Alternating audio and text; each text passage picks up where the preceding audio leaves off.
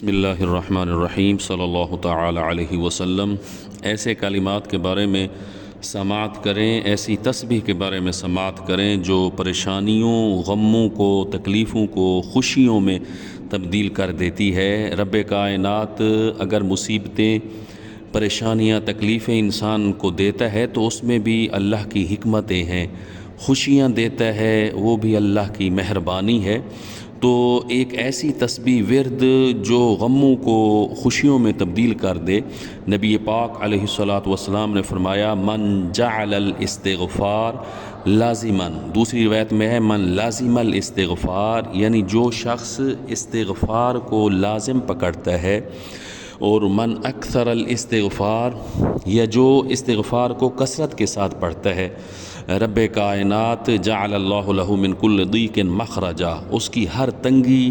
کو دور کر دیتا ہے، تنگ راستے کھول دیتا ہے، ومن کل ہم فرجا، ہر پریشانی دور فرما دیتا ہے، تکلیف دور فرما دیتا ہے، خوشی میں تبدیل فرما دیتا ہے، ورزقہ من حیث لا یحتسب، اور اس کو غیب سے رزق عطا فرماتا ہے، وہاں سے رزق دیتا ہے جہاں سے اس کو وہم و گمان ہی نہیں ہوتا۔ ایک شخص جناب سیدنا حضرت امام حسن بصری رضی اللہ تعالی عنہ کے پاک دربار میں آیا، اس نے عرض کی کہ میرے بچے زیادہ ہیں،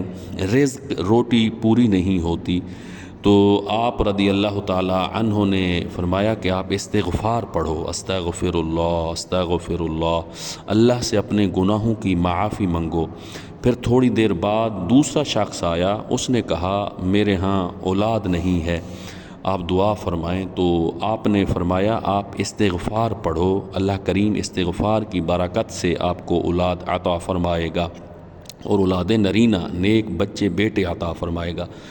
پھر تھوڑی دیر بعد تیسرا شخص آیا، اس نے کہا کہ قحط ہے، بارش نہیں ہو رہی، تو آپ نے فرمایا آپ استغفار پڑھو۔ پھر تھوڑی دیر بعد ایک اور شخص آیا،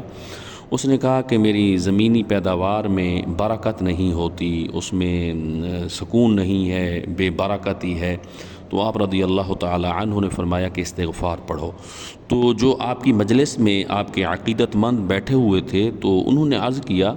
کہ 4 لوگ آئے، مختلف ان کے معاملات تھے، تو آپ نے سب کو ایک ہی وظیفہ بتایا کہ آپ استغفار پڑھو، حالانکہ تمام کے معاملات،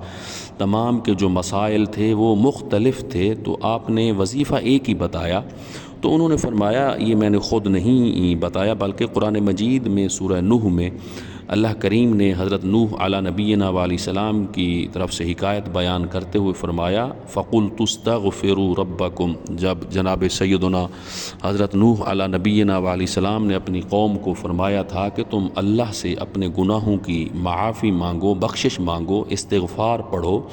انہو کان غفارا، وہ بہت زیادہ ہی بخشنے والا ہے،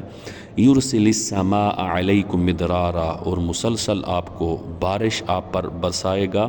ویمددکم باموال وبنین، اور مال بھی عطا فرمائے گا، رزق حلال اور نرینہ نیک اولاد بھی عطا فرمائے گا،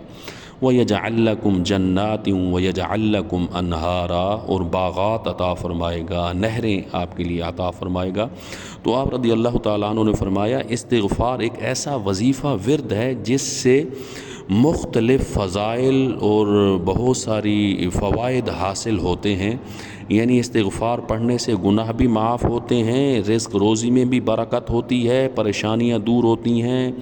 غم خوشی میں تبدیل ہو جاتے ہیں، جتنے مصائب و آلام ہوں آدمی کو سکون حاصل ہو جاتا ہے، راحت ہوتی ہے، اور اگر اولاد سے محروم ہے تو نرینہ اولاد بھی رب کائنات عطا فرماتا ہے۔ تو سامعین کرام، اٹھتے بیٹھتے چلتے پھرتے استغفار کو لازم پکڑیں فی زمانہ، تو یہ سارے معاملات ہمارے ساتھ ہیں، رزق کی تنگی، بے برکتی،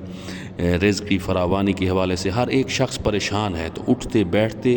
یہ پڑھتے رہیں، گناہوں کی معافی بھی ہوتی رہے گی اور رزق روزی میں بھی برکت رہے گی۔ اللہ کریم سمجھنے کی اور عمل کی توفیق عطا فرمائے۔